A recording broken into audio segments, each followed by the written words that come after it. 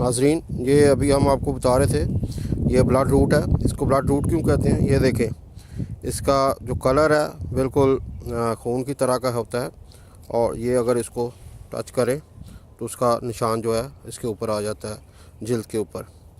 ये देखें, blood root या सैंगोनेरिया।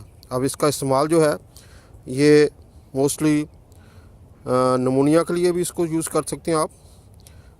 इसका अगर टेंक्चर बनाया आपने, या टेंक्चर आपके पास है, तो वो उसको इसके लिए ये अगर जड़ को खुश्क कर लें और उसको बाद में पहले धो लें, खुश्क कर लें और उसको महफूज रखें पाउडर बना के।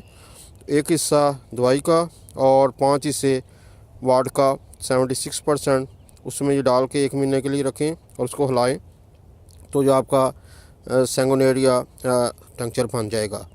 इसका इस्तेमाल जो है ये मोस्टली नमूनिया के लिए अगर इस्तेमाल करना है तो उसकी खुराक सिर्फ 1 ड्रॉप है, 1 कतरा, इसलिए इसको बड़ी एहतियात के साथ इस्तेमाल करना चाहिए। अगर मालिश के मशवरे से इस्तेमाल करें तो ज़्यादा बेहतर है। ये देखें, ये अगर आप ये देखें, ये इसके पत्ते की निशानी है, एक ही जड़ के साथ ये ऊपर जा रहा है इसकी शाख, और ये देखें ये इसके नीचे जड़ है।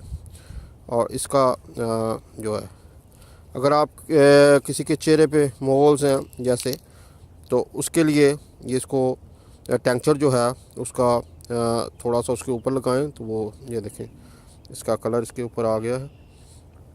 तो बड़ी कारआमद चीज़ है, लेकिन मालिश के मशवरे से इस्तेमाल करें तो उसके रिज़ल्ट्स बहुत अच्छे होंगे।